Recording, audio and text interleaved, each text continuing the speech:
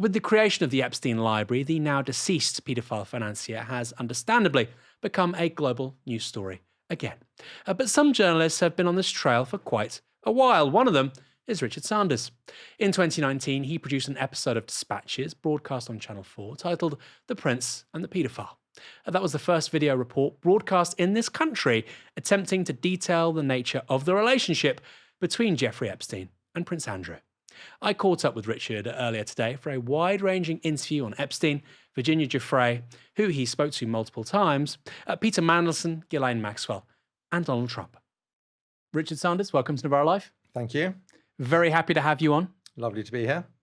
You are somebody with a finger in many editorial pies over the years. One of them being this Dispatches episode you made in 2019 with Channel 4, Cathy Newman. You are familiar with the issues, the personalities. You even met Virginia Giuffre. What was she like? Who was she?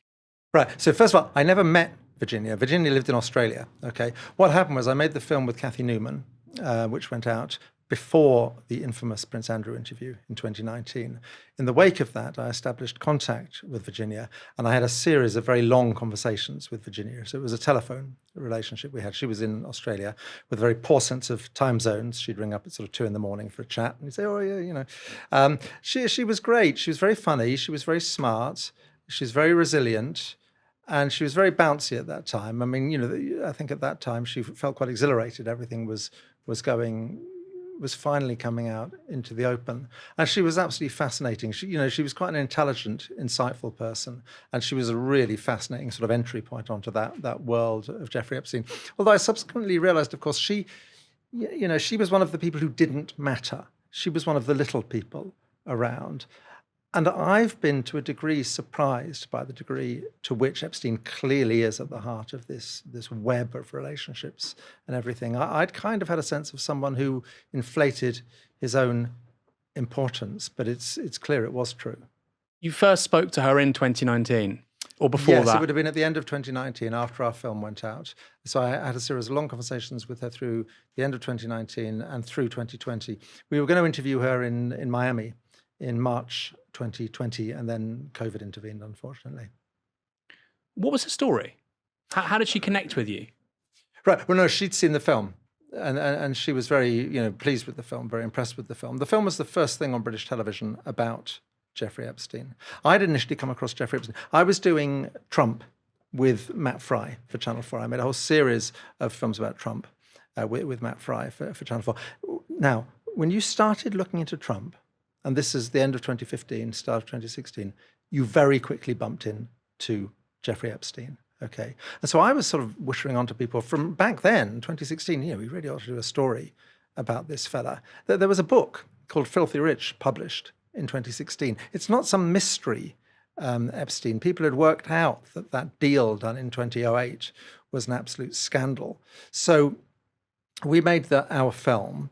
Now, what happened was, and you can see this in the Netflix series about the Emily Maitlis interview, that what happens is... With Prince Andrew. With Prince Andrew, about Prince Andrew.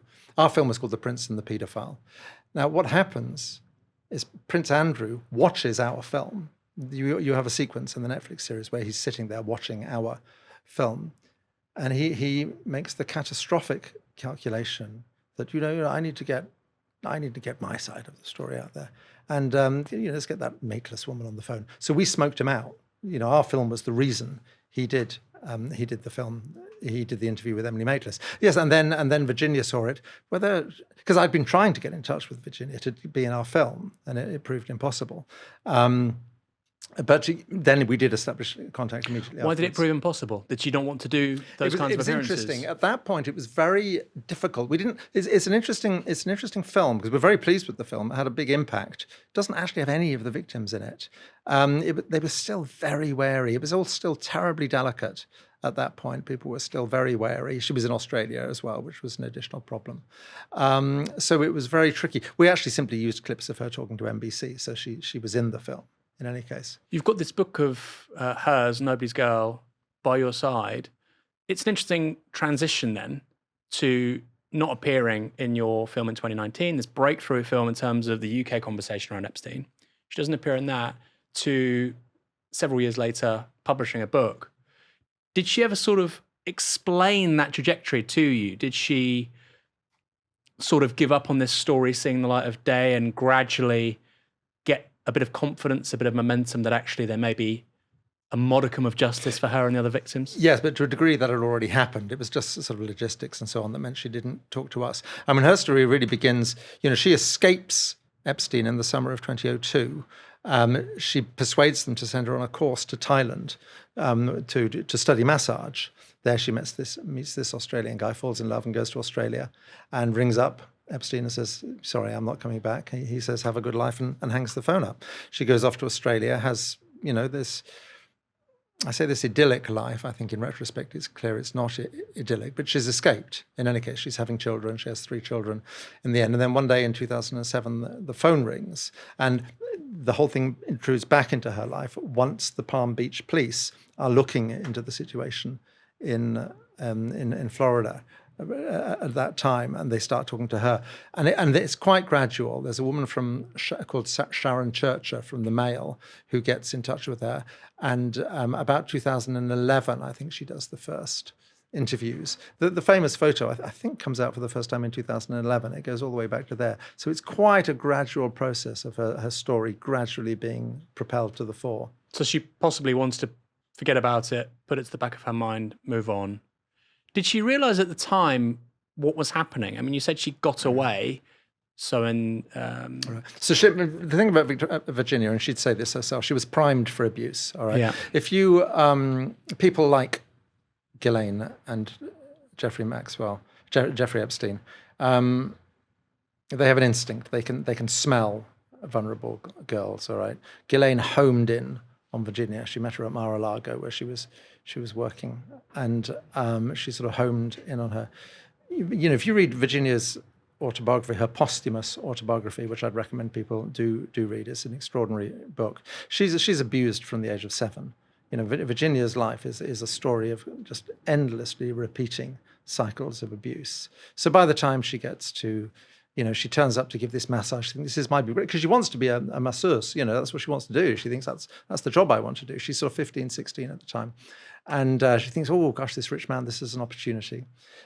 She is recruited by Ghislaine. This is absolutely crucial. And Virginia was always incredibly angry at the female enablers around Epstein. He surrounded himself by a group of female enablers, of which the most important was Ghislaine Maxwell. But she always called her Mary fucking Poppins. She said if that English woman with her posh English accent hadn't talked, I'd never have gone to that man's house otherwise if it hadn't been for that. Well, there are other sort of female enablers you talked about. Quite a few. Are they on the record or in the book? They are. Let's not get ourselves sued, but there's a number of others. Yeah, I mean, there's his assistant, who was his assistant for 20 years, who's organising every aspect of his life. There's 2 or 3 others, and you have this rather complicated thing. And to a degree, this happens with Virginia, and she's very honest about this in the book, where people begin as victims. Now, once you hit 17, 18, Jeffrey's not terribly interested in you, okay? And at that point, you can merge into the sort of household staff, and at which point you become an enabler and a facilitator. And this is one of the awkward things about Virginia's story, and she's very open about this, that she started recruiting girls for him. Now, she says, I was always very honest with them. I always told them what it entailed. But she was racked with guilt about that she had recruited girls for Jeffrey. So how does Ghislaine Maxwell meet her at Mar-a-Lago? You're saying she's 15, 16. What's she doing at Mar-a-Lago? She's got a job. I think it's in the massage section. She's on the desk anyway. She's on the sort of front desk, and she's sitting there reading a book about massage. She's not actually doing massages, but she's on the sort of front desk for people who are turning up for massages. So she's being employed by Trump at that time.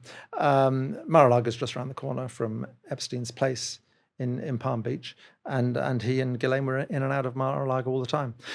Epstein and Trump in the 90s. And the beginning of the 2000s were very close. They were real buddies, and they went out. They womanized together. That was their sort of bond. I'm not sure how close the financial connection was between the 2 of them.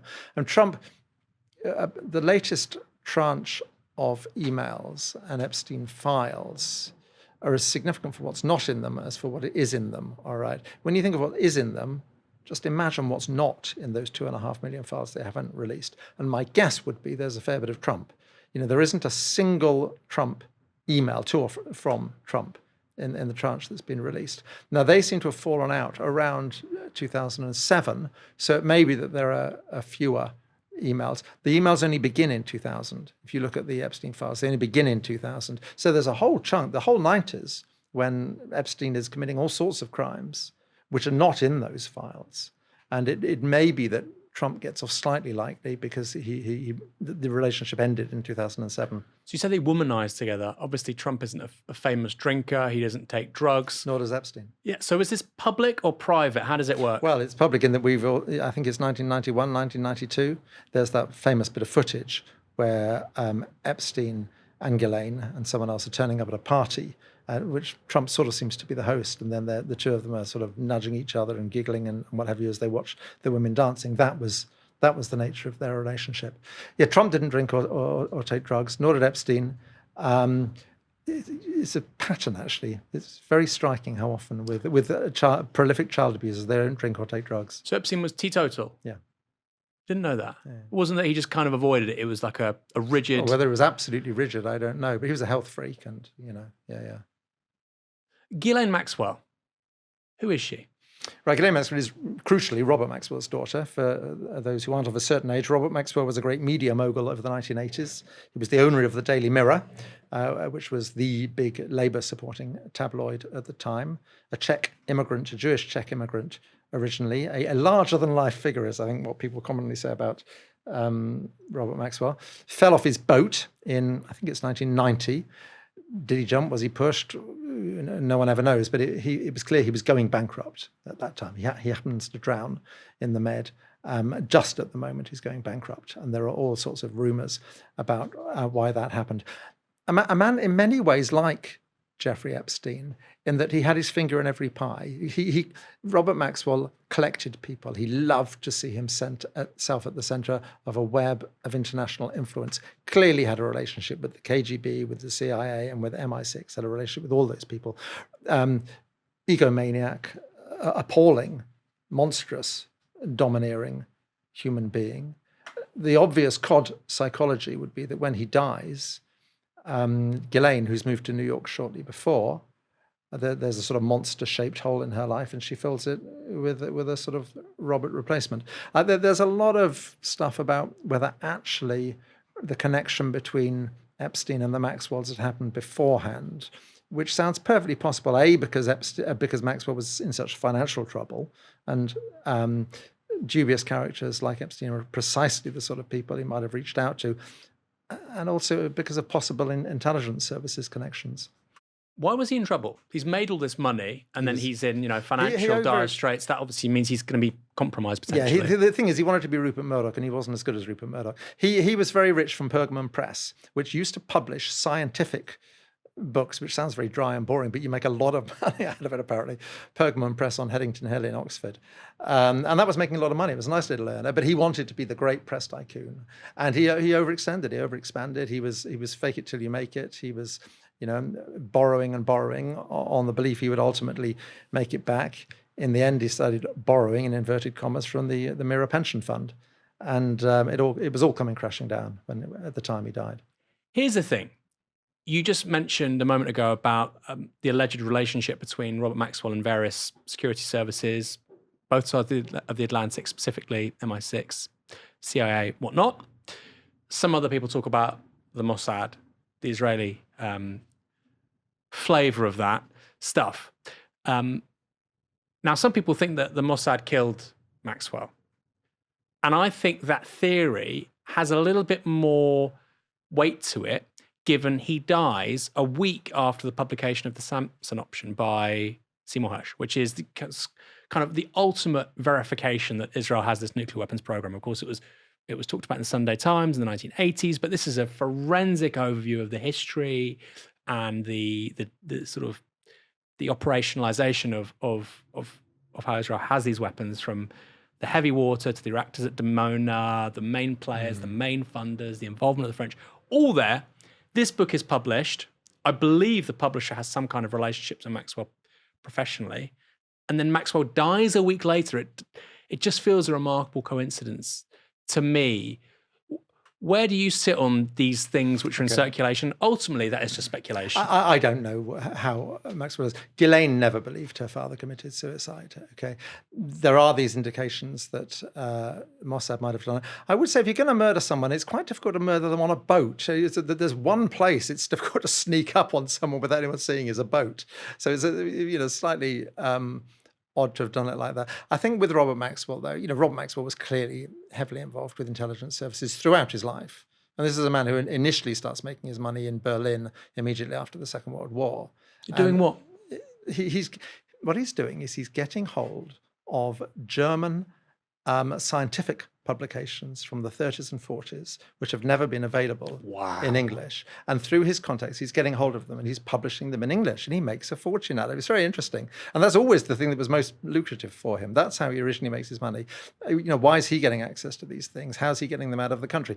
Clearly a relationship with MI6 develops at that point. He then starts businesses, and there's questions about where the money first comes from. But and then later in life, KGB, there's KGB connections with Moss. I mean, it's a very interesting thing, actually. There's a slight diversion of this. Very interesting with Maxwell. Maxwell is Jewish, and his whole family left back behind in the Czech Republic. Pretty much his whole family is killed. Okay, he does this thing of turning up in England and deciding to reinvent himself as an English gentleman. You listen to Maxwell. You wouldn't know he wasn't English. He learned to speak in this plummy English accent. It's extraordinary. When he got off the boat in 1940, he couldn't speak a word of English, It's extraordinary. And he decided, like quite a few people of that generation, being Jewish, what good does it bring? Why hold on to that? His wife wasn't Jewish. He married a Christian woman. His children were brought up in the Church of England. Ghislaine Maxwell's not Jewish, really. Her mother's not Jewish, and she was brought up in the Church of England. Now, as again very often happens, very late in life, he suddenly rediscovers his roots. So I think it's very, very common with people as they approach the end of their lives. He visits Yad Vashem and so on, and is racked with guilt. Now, characteristically for Robert Maxwell, the way this manifests itself is he treats his wife absolutely appallingly. His guilt manifests itself through mistreatment of her. She, who had taken great interest in his family and had actually drawn up an extraordinary family tree of all the members of his family who'd been murdered during the Holocaust. Anyway, so the point is he's drawn back to that connection with Israel in the closing years of his life. I think it's enough to, his relationship with the Israelis in Mossad. All you need to know is that he is buried on the Mount of Olives, which is a very difficult place to get buried. His funeral is attended by 6 serving and former chiefs of Israeli intelligence, plus the Israeli president and the Israeli Prime Minister Yitzhak Shamir, who delivers the eulogy at the graveside and says Israel owes more to this man than can be said at this time. I'm like, I think you can draw your own conclusions, really. Was it a state funeral? I don't know if it was a state funeral. I suspect not. And was he a dual national at that point, or was he just a British national? I think he was a British national. I mean, it's pretty, I couldn't tell you, I don't know, but it's pretty unusual to get yourself buried on the Mount of Olives. You have to pull a few strings to do that. So let's talk about Ghislaine. So he's very much this kind of fake it till you make it media tycoon, but also Englishman. Yeah. But his daughter is very much an English woman, a kind of pseudo-aristocrat, I suppose. She's educated and socialized in such a way as to be indistinguishable from English high society. What's she like as a young woman? She's the ultimate Sloane Ranger, Ghislaine Maxwell. She'd been to this school which was a bit wild, I think, and she felt, she was perhaps going off the rails slightly. So she was sent to a school where my mother actually taught, Headington Girls, a private school in Oxford, to do her O-levels, GCSEs. And my mother taught her. She used to say, she was a lovely girl. I always felt so sorry for her, having that dreadful father, And she was a Sloane Ranger. So when we made the film in 2019, myself and Cathy Newman, we had the Little Black Book. Again, the idea that all this stuff is new, we had the entire Little Black Book, unredacted, in 2019. We had the flight logs unredacted in 2019. So one of the things we did was we started ringing around the people in the little black book, which no one else seemed to have done. First, it very quickly became clear that it wasn't Epstein's little black book, it was Ghislaine's little black book. Apart from anything else, really basic thing, any number in America has the American prefix, any number in England doesn't, okay? And that's what she did for Giuffre. Giuffre was a bit of a weird nerd, okay? He was a bit of a weird nerd. She was a social butterfly. She handled, all of the social side for him. She had all these connections. And that's how she was useful to him. And she liked to exaggerate the degree to which she had connections. If you look at the little black book, Tony Blair's in the little black book, okay? Tony Blair's in it. You look at the number, and it's the switchboard for number 10, in which anyone could have got. The numbers that matter in the little black book are numbers where there are 10, 11, 12, 13, 14 numbers for one person, like Peter Mandelson, for example. Okay. Well, how many numbers were there for Peter Mandelson? I can't remember off the top of my head. But a lot. More than two or three. It wasn't. As I say, there are some people where she's clearly just putting the name in to try and show off. There are others where this is his mobile, this is his beach house, this is his, and Mandelson fits into that category. And so quickly, that's a good index for how prominent absolutely. Somebody is in Epstein's Ehud Barak, there's a lot of numbers. Private life, and you're saying Mandelson is right up there if we're using this as a measure. Yeah. Have a look through the little black book, which is online. It's a very odd thing, this. It was released by Congress several months ago now, unredacted in its entirety. No one's commented on this. No one's noticed this.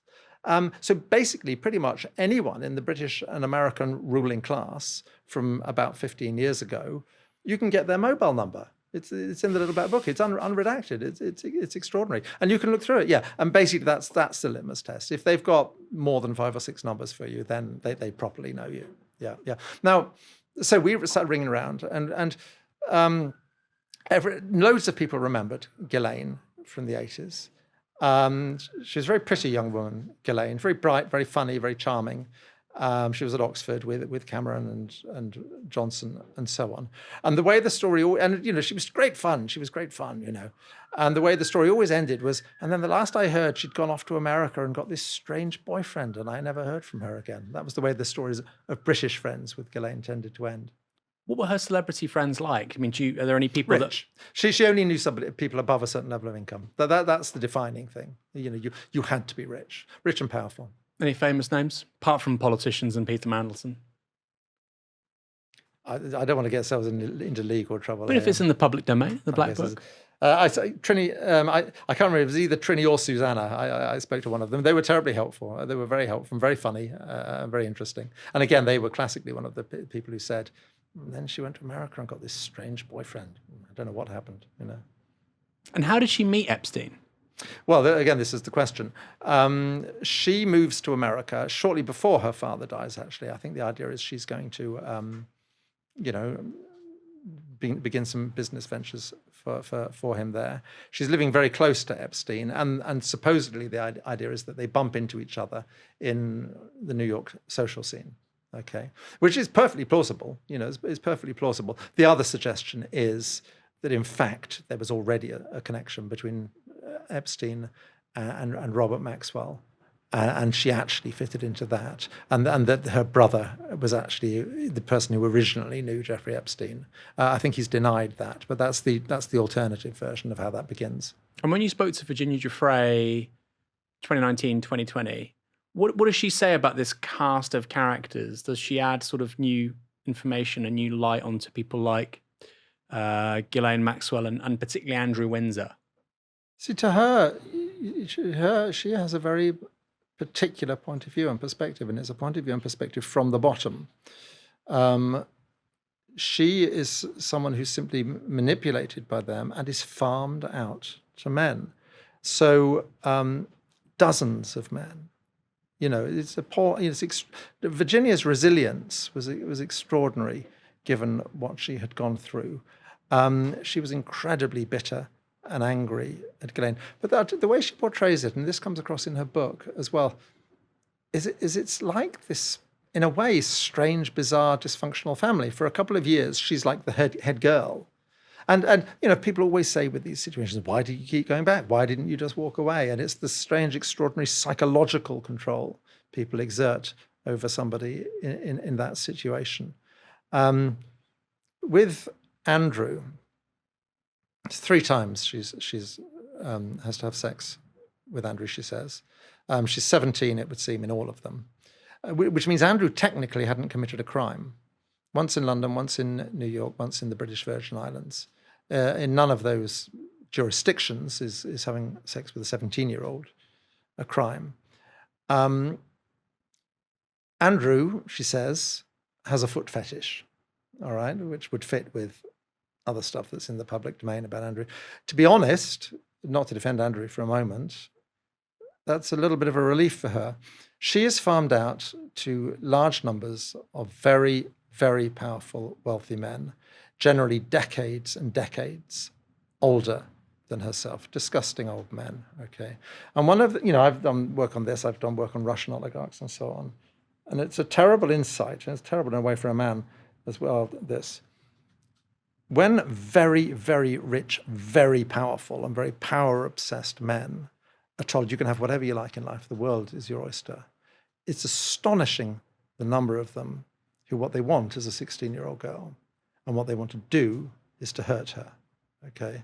The number of them that are sadists is extraordinary. And there is one who Virginia talked to me about, who very nearly killed her. Now, as I say, I don't want you and me to spend the rest of our lives in court, and I think it's best to stick to what's in the public domain. This is Virginia's own published words in her posthumous autobiography. She's talking about events at the end of 2001, the start of 2002. At this point, she's 18. At this point, 18. Just when I thought things couldn't get worse for me, they did. Epstein trafficked me to a man who raped me more savagely than anyone had before. We were on Epstein's Island when I was ordered to take this man to a cabana.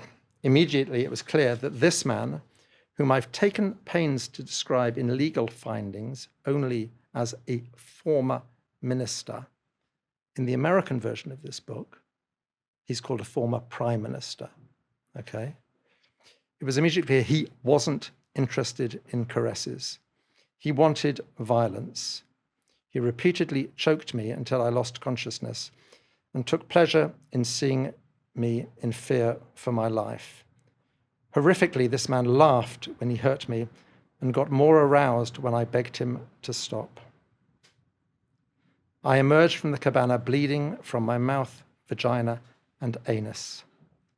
For days, it hurt to breathe and to swallow. Okay. She complains to Epstein, and he shrugs and says, "You'll get that sometimes." Although she begs him not to, he sends her back to the same man a few weeks later, although on the second occasion, he simply rapes her. There's not the same violence. That is what, that's what working for Giuffre meant for Virginia. And how many years of her life was she being subject to that kind of experience? It's about 2 years. It's about 2 years. So 17 to 19. Yes, I mean, when she first, I think it's the summer of 99. She's born in the summer of 83. I think she's initially recruited. There's some dispute about this because Mar-a-Lago wasn't very cooperative in releasing documents. She claims she was recruited in the summer of 1999. So we're talking, it's 2000, 2001 into 2002 are the main periods when this is happening. And you talked about how remarkable it is, how deeply concerning it is that so many powerful men, when all the limits are taken away, all the inhibitions are taken away, are seemingly disposed to sadism towards a young girl. Do you think that's a function, in your opinion, having spoken to some of the victims and researching this world for quite a long time, do you think that's a function of their social status, or do you think they've reached that level of politics, business, because that's their personality type? Basically, what's cause and effect here? I hope it's a facet of men who are obsessed with power, because if it's not, it doesn't speak very well of men. But I suspect it is a facet of men who A, are obsessed with power, and B, have the power to be able to do whatever they want. Are there other accounts of violence like that around Epstein, not necessarily by Virginia Giuffre, but of that level of violence, which I think, it's... Well, Virginia also, I mean, when we did the film, in 2019.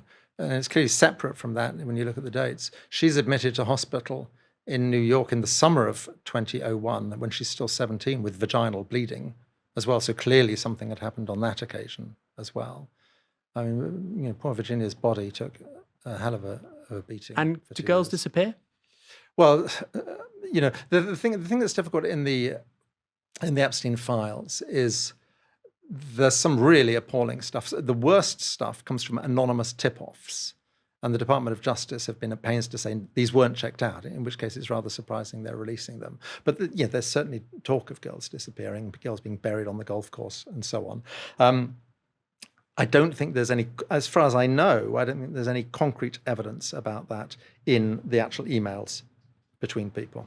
At this stage, as I say, the key thing is there are 2.5 million documents that haven't been released so far. Also, there are 1,400 videos out there. Again, you can look at them.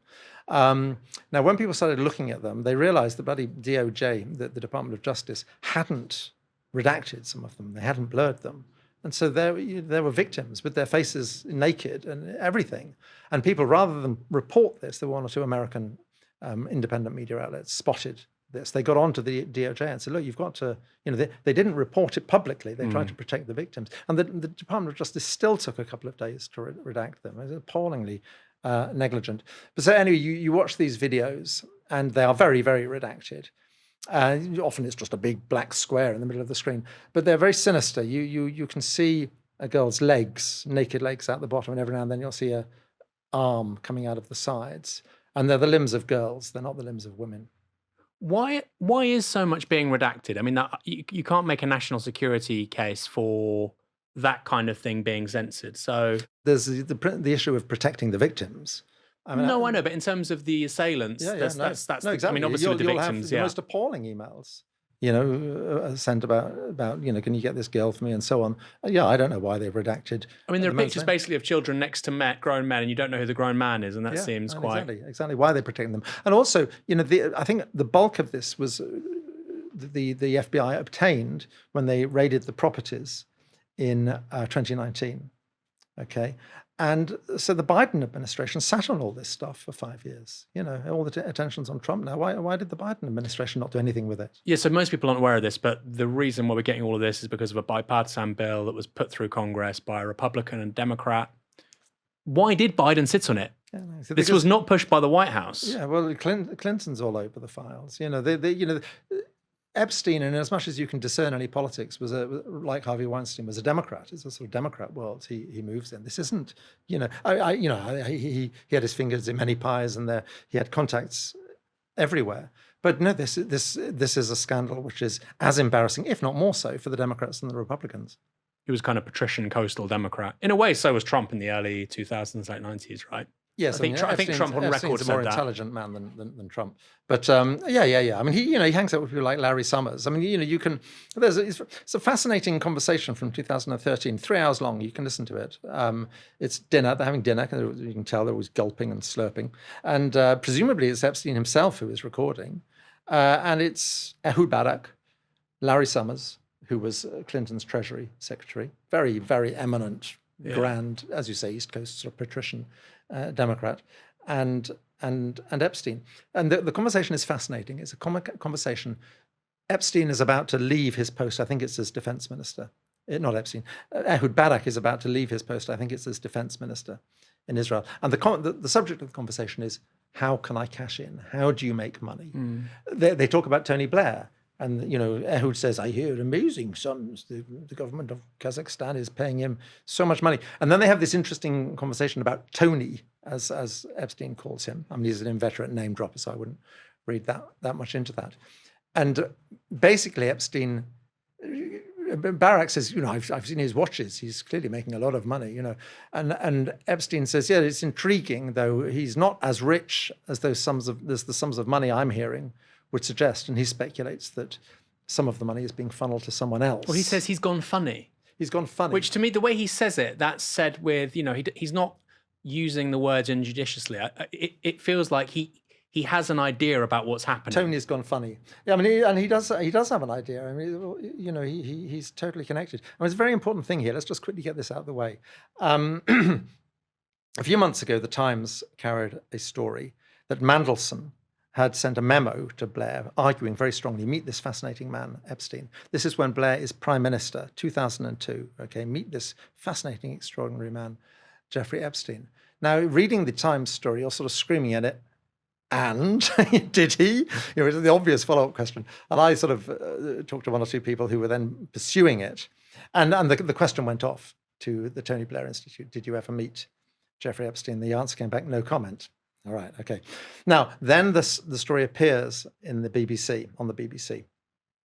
This is a huge story, okay? Jeffrey Epstein got into Downing Street and met a serving British Prime Minister in Downing Street, all right?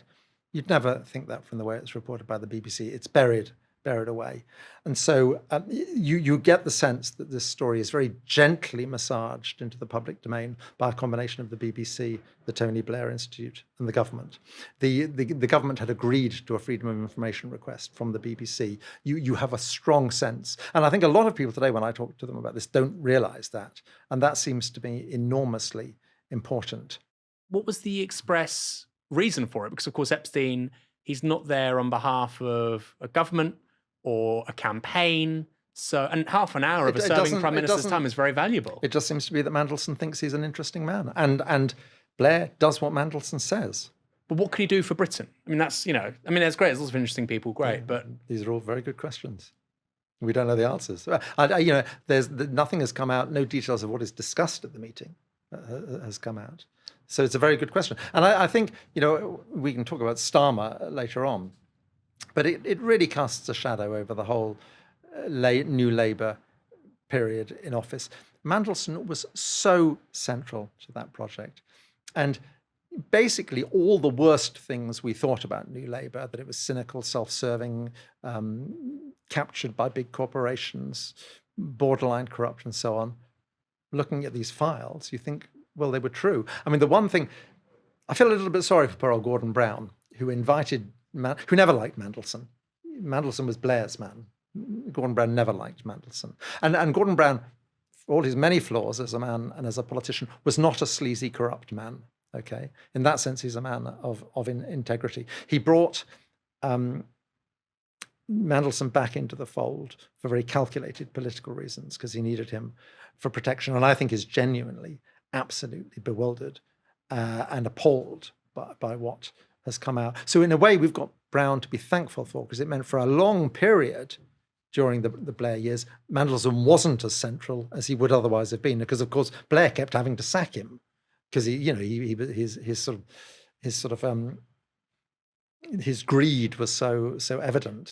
The implicit point there is that if you didn't have the Brownites, if it was a purely Blairite party, Peter Mandelson could have been a chancellor or a foreign secretary, like his granddad. He could have been even more senior in quite possibly. Life. I mean, I don't think Blair for a moment was as foolish as Mandelson. This is the point about Mandelson. He was so reckless and so on, but he couldn't have done any of this without Blair's protection. And people always said with Mandelson, he was a man who never attempted to build any sort of power base or support base within the Labour Party. He was loathed in the Labour Party. He was simply sitting at the emperor's right hand, and so he knew he could do anything. So Blair is umbilically tied to Mandelson. Why is Blair so forgiving of his indiscretions all the time? Well, because he's a very clever man, and he's a very astute political operator, and he's useful. I mean, Blair was a strange combination of sanctimony and cynicism. This is a man who used to go on holiday with Silvio Berlusconi. Blair rather likes chances. So you think it's a personality thing? He gravitates to that kind of character? I think they were genuinely very good friends, yeah. Which, as I say, wasn't the case with Brown, who I don't think ever liked Mandelson. So Mandelson is on everyone's lips at the moment. He's been the big story in recent days and weeks. He has been on record as saying, I wasn't that involved in the kind of sex side of things with Epstein. He didn't really talk to me about those things. Let's have a look at because I'm a gay guy. He's heterosexual. Right. This is Ghislaine. This is 2002. They seem to have got to know each other around 2000, 2001, 2002. Okay, so this is very early on. Ghislaine to Mandelson. Don't be disgusting. Now, what that's in connection with, I don't know. It's June 2002. Mandelson, I love disgusting. That's why I'm wild and dangerous and twice fallen. So that's the tone of things. Now there's then there's a later email which has got remarkably little attention. Okay, so listen to this. This is October 2009. Epstein to Mandelson. New York, ? Brown, ? Cuban American, have you made any decisions? Mandelson replies, desp for QAM. In other words, desperate for Cuban American. Now, there may be a perfectly innocent explanation for that conversation. I'm not quite sure what it is. And to be absolutely clear, even if it's what it seems to be, there's absolutely no suggestion at all that this is anything other than consenting adults. But it takes us into the very, very dangerous territory of Epstein procuring for Mandelson. Sex workers, just to be clear. That's, well, I've read to you what it says. Potentially, yeah, okay. Yeah. And of course, that would be useful compromat on, again, a serving government minister. This is the other thing, compromat. I mean, let me just read you another thing from Virginia's autobiography. This is Virginia talking, and it's terribly important, this, and she's very straightforward about it. Epstein chatted to her all the time and liked to show off to her, and I often thought he was showing off to her, but it turns out an awful lot of it was true. This is after he's killed himself. This is his thoughts, her thoughts on him having killed himself. Epstein was the ultimate narcissist. He believed he was superior to others. I never saw in him a scintilla of self-doubt, let alone a desire for self-annihilation. He'd always suggested to me that those videotapes he so meticulously collected in the bedrooms and bathrooms of his various houses gave him power over others. He explicitly talked about using me and what I'd been forced to do with certain men as a form of blackmail, so these men would owe him favors. She's pretty straightforward about it. And the way she's talking about that is, this guy is an entrepreneur in this stuff rather than actually working on the behalf of a state agency. Yeah, I don't think Epstein worked for anyone. I think people worked for him. But there may have been commercial openings where... And the very, the way Epstein works financially and where his money comes from, he has this rather strange relationship with Leslie Wexner, who runs Victoria's Secret, who he seems to have got a lot of his money from. Very revealing thing. He writes to the Saudis at one point, offering to manage this enormous fund for the Saudis, an enormous, enormous fund. And he's quite assertive. He's laying down the conditions. I want to have access to the key man once a fortnight for half an hour. I don't expect to have to be in the, he can talk to me by Zoom or whatever. Half an hour is enough. I don't need to be there in person. For the first year, you don't have to pay me. You don't have to pay me. And after a year, you can pay me whatever you like. So that was the way he worked. He worked with very, very rich, powerful people and reached agreements with them along those sorts of lines. As a wealth manager, effectively. Yeah. He's a wealth manager. Is certainly one of the things he does. Yeah. But where does this come from? Because he doesn't come from money. He doesn't go to, as I understand it, correct me if I'm wrong, he doesn't go to a particularly outstanding business school, and he never graduates from college. So where does the money come from initially? Well, initially he's running a Ponzi scheme with a man called Steve Hoffenberg, who we interviewed in 2019. Hoffenberg was one of the people who said to me, he was a Mossad agent. So it was a Ponzi scheme. It was a straight Ponzi scheme. Hoffenberg said to me he was a criminal genius. He was a very clever man in certain ways. Not a wise man, but a very, very, very clever man, Epstein, in certain ways. And Hoffenberg described him as a criminal genius. Very early on, Hoffenberg, who's dead now, gets sent to prison for 18 years or something in about 1992, I think it is. This Ponzi scheme collapses and they're caught. Epstein gets no prison time at all, and they were partners in this enterprise. You go way back; he's connected with an arms dealer called Douglas Lease. Of course, way back before that, he worked for Goldman Sachs. That's where he initially is, and he's sacked from Goldman Sachs over a dispute about his expenses and so on. And then he gets his teeth into Leslie Wexner, who really seems to have propelled him to the next level of wealth. There's a slight whiff of homosexuality about him sometimes. Often people talk about the relationship between him and Wexner having been ambiguous and complicated. There's one woman describes having to have sex with a man who she says resolutely ignored me throughout and just looked at Giuffre and fondled him at the same time, which is sort of intriguing. There's a strange sort of emotional intensity as well, often in his communications with Mandelson. Yeah, that's something I thought. Reading the almost compulsive nature of the communications and what he's saying, I'm like, wow, this guy's in love with Epstein. That's how it reads to me. Sometimes as well, Epstein can be writing to him almost like an unrequited girlfriend. He's complaining, almost saying, you don't call, you don't ring. There's an odd emotional intensity to the relationship as well, and which you detect in Epstein's relationship with other men as well.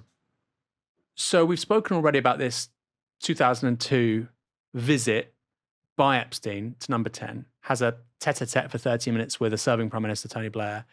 Does he go back to Number 10 at any point in the years that follow? Yeah, we don't know.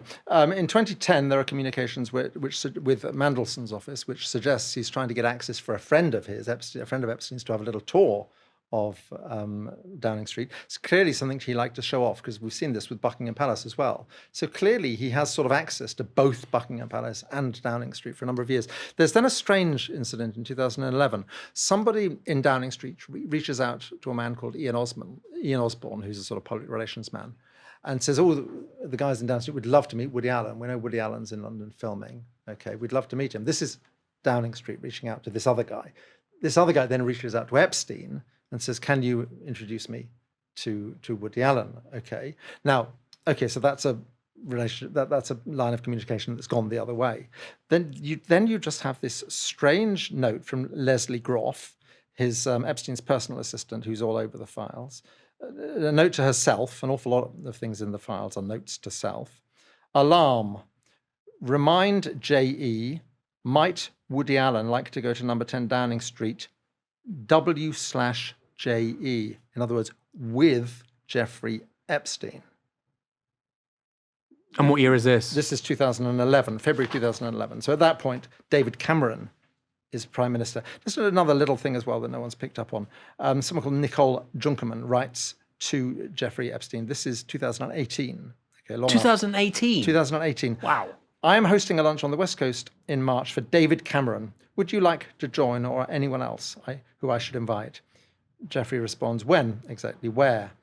Not very many young techies interested, but I'll ask if you like. Now, again, so in both of those occasions, not at all clear what actually happens, but I think, well worth putting the question to David Cameron, did you ever meet Jeffrey Epstein? Well worth putting the question. You can only say no. And then finally, on Starmer, his excuse for appointing Mandelson as this country's ambassador to Washington relatively recently is that Mandelson said they weren't particularly close friends, himself and Epstein.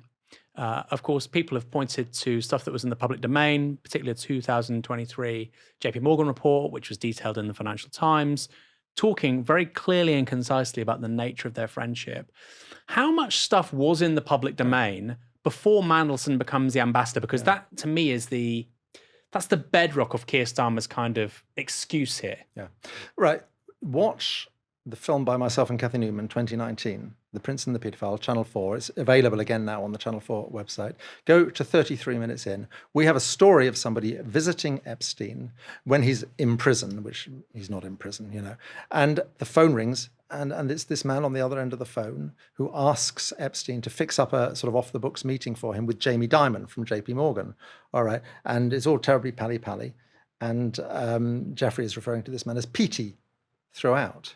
It turns out it's Peter Mandelson. All right. Now, that in itself is not, evidence of, it's not sort of conclusive evidence of anything, but certainly it's something that should have triggered other people probing this rather more deeply. That's a film that went out in the autumn of 2019. No one ever asked Epstein about this until much later. The Financial Times got onto it.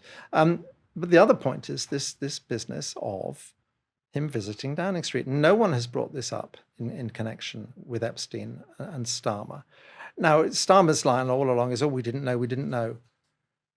The most basic vetting must have turned up the fact that Mandelson had actually got Epstein into Downing Street, into the very heart of power.